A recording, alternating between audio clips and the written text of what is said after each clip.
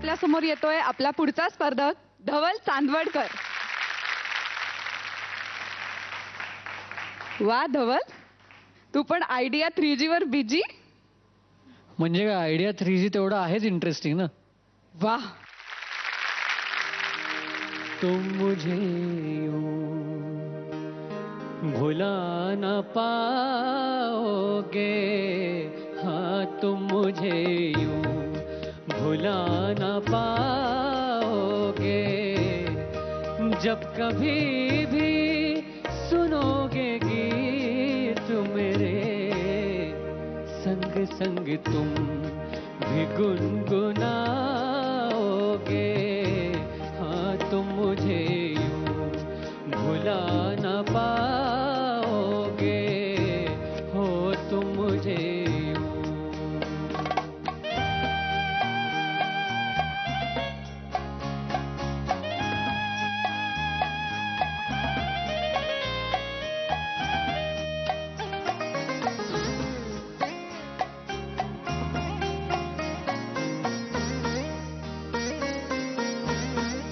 वो बहारे वो चांदनी रातें हमने की थी जो प्यार की बातें, वो बहारे वो चांदनी रातें हमने की थी जो प्यार की बातें, उन नजारों याद आएगी जब ख्यालों में मुझको लाओगे, हाँ तुम मुझे यूं भुला न पाओगे, हो तुम मुझे यूं.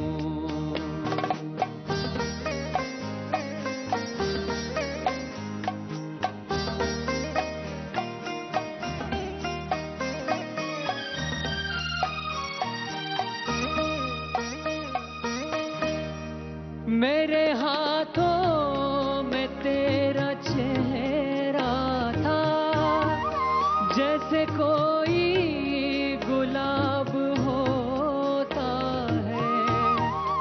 मेरे हाथों में तेरा चेहरा था, जैसे कोई गुलाब होता है, और सहारा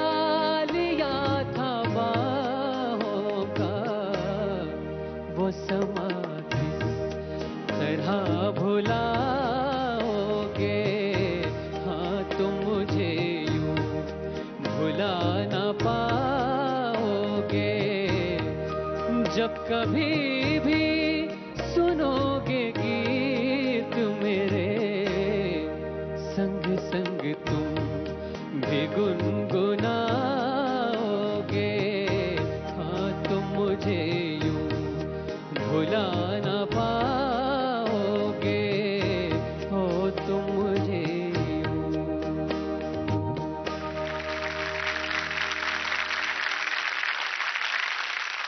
हे लिरिक्स किती खरे आहेत ना. तुम मुझे यूं भुला न पाओगे. खरंच आपण शम्मी कपूरजी आणि शंकर जयकिशन दोघांनाही इतके आपल्या सगळ्यांच्या स्मरणात ते कायम राहतील की विसरणं शक्यच नाही. अतुलपासून सुरुवात करूया.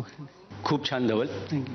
आवडलं मला. मला फक्त प्रामाणिकपणे एक गोष्ट सांग, थोडं अनकम्फर्टेबल वाटत होतं तुला? रिसेंटली शम्मीजी गेले आणि मी त्यांना भेटून आलो होतो. केव्हा? शम्मीजी जायच्या आधी त्यांच्या घरी त्यांच्याबरोबर बसून 2-2.5 तास त्यांच्याशी संवाद आम्ही साधला होता. आम्ही ॲक्च्युली शम्मी कपूरचा कार्यक्रम करतो स्वतः, तर मी माझ्याबरोबरचे काही टीम मेंबर्स आम्ही गेलो होतो आणि त्यांच्यासमोर मी हे म्हणलो होतो आणि मला ते आठवलं. त्यामुळे थोडासा मला अजूनसुद्धा आय एम शिवरिंग.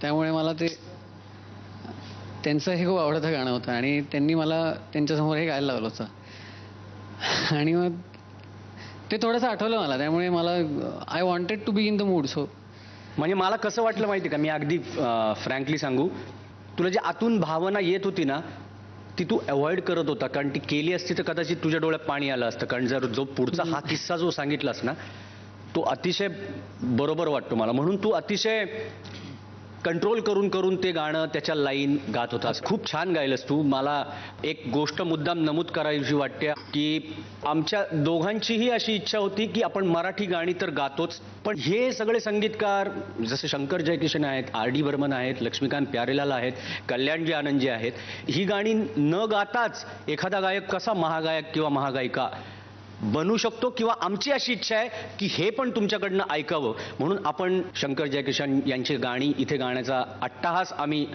धरला. छोटंसं जे काय आम्हाला वेगळं करायचंय, वेगळा एक व्हॉइस बघायचा आहे, त्या दृष्टीने हे पाऊल आहे आणि त्याच्यासाठी तू आम्हाला त्याच्यामध्ये मदत केलीस. थँक्यू. खूप छान गायलास, मला आवडलं. थँक्यू. थँक्यू. मला सगळ्यात पहिलं तुझं अभिनंदन करायचं आहे, बिकॉज तू नशीबवान आहेस. हो. शम्मी कपूर साहेबांसमोर त्यांचं गाणं सादर करणं हा काही विनोद नाही, ह्याच्यासाठी फार पुण्याही आहे तुझ्या पाठीशी, हे लक्षात ठेव. आणि ते पण त्यांच्या आवडीचं गाणं. हो. त्यात जे म्हटलेलं आहे ते खरंच तसं दिसतं, संग संग तुम भी गुणगुणावगे. हो. आणि त्या निमित्ताने खरंच शंकर जयकिशन हे दैवत आहे आपल्या सगळ्यांसाठी.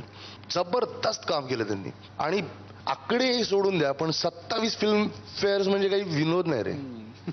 ऍक्च्युली आणि जसं एक सिंगर प्रत्येक वेगवेगळ्या संगीतकाराकडे गात गात गात गात घडत जातो, तसं ह्या सगळ्या महान संगीतकारांची गाणी आपल्याला आज गाता येत आहेत. या गोष्टीचं आपलं केवढं नशीब आहे. सो आय थिंक त्यामुळे ही गोष्ट मला आत्ता तरी खूप आवडली. तुझे आत्ता सादर केलं सुपर. सगळ्यात जास्त मला काय आवडलं असेल तर तुझे अंतरे. क्या बात आहे. थँक्यू. म्हणजे मला दरवेळेला त्या अंतरा जेव्हा तू गात होता तेव्हा मजा वाटली. आणि ती अंतरा सोडताना जी एक छोटी ताण येते आणि परत लँड होतो, ती पहिल्या अंतराला खूप छान आणि दुसऱ्या अंतराला थोडीशी कडवट वाटली मला, पण ती हरकत नाही. ओव्हरऑल ताल जरा मला कळत नव्हता, थोडासा मिस होत होता, बट अमेझिंग. मजा वाटली मला तुझं गाणं ऐकून. All the best. थँक्यू. धवल, त्यांच्याशी बोलणं झालं, त्याची काही आठवण आहे का तुझ्याकडे? त्यांना मी जेव्हा प्रश्न विचारले की आम्हाला असं काहीतरी हवंय जे लोकांना माहीत नाही तुमच्याविषयी, तर त्यांनी असं उत्तर दिलं की मी जे दिसतो सिनेमामध्ये तसाच ॲक्च्युली आहे, ओरिजिनल. आणि जे आता फक्त लोकांना माहीत नाही ते की मी रोज 18 तास रडतो घरी बसून, कारण त्यांचं डायलिसिस असल्यामुळे दोन्ही किडन्या फेल आहेत. आणि त्यांच्याशी बोलताना सुद्धा मागे 2 लोक त्यांची पाठ चेपत होते आणि ते रडता रडताच बोलत होते हे सगळं. आणि तेव्हा आम्हाला ते सहन होत नव्हतं. म्हणजे तरी त्यांचा हट्ट होता की मी तुम्हाला वेळ दिला तर तुम्ही 2 तास थांबा, तुम्ही जाऊ नका. आणि ते सगळं बोलत होते त्या परिस्थितीत. हे एवढीच एक गोष्ट ते म्हणले की माझ्याविषयी लोकांना आत्ता माहीत नाहीये, कारण मी हे सांगू शकत नाही, पण बाकी सगळंच माहिती आहे की जे मी सिनेमात जे कॅरेक्टर्स केलेत ते कॅरेक्टर्स मी ते ॲक्च्युअल ओरिजिनल मी असं आहे म्हणून ते कॅरेक्टर्स केलेत, नाही तर मी सांगितलंच नसतं. आणि बेसिकली मॅक्झिमम डिरेक्टर लोकांना ते डिक्टेट करायचे शम्मीजी की मी असा आहे तर मला असंच पोर्ट्रे होऊ देत, मला वेगळे पोर्ट्रे नाही करायचे. मला मगापासून तू जे सांगितलंस त्यानंतर मला खरंच ते राहवत नाही. म्हणजे का, कारण ज्या माणसाने आपल्याला एवढं सुख दिलं, एवढा आनंद दिला इतक्या चित्रपटांमधून, आणि जर ऑनेस्टली त्या माणसाने जर त्यांच्या डिरेक्टरलाही सांगितलं असेल की मी जसा आहे तसा मला तुम्ही सादर करा, म्हणजे ऑब्व्हियसली ते तसेच त्यावेळेला होते. तेवढीच एनर्जी, तितकं स्टंट करणारे, त्यांच्यासारखे स्टंट आय थिंक दुसऱ्या कुठल्या हिरोने त्या काळच्या स्वतः केल्याचं मला आठवत नाही. आणि मी तिकडेच अडकलो ॲक्च्युली, की जर ते सांगतायत की मी साधारण 18 तास रडतो, काय त्या आत्म्याला क्लेश होत असतील याची आपल्याला कल्पना पण नाही करू शकणार आपण. या घडीला आपण एवढंच म्हणू शकतो की त्या आत्म्याला शांती लाभो. मला थांबवता येत नाही स्वतःला, पण त्यांच्याकरता आपण 1 मिनिटं मौन पाळायला हवं. नक्की.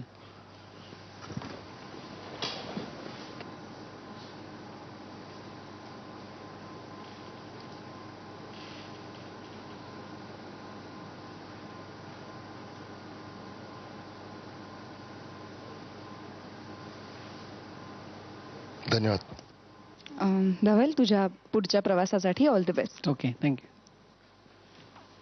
Sa re ga ma pa,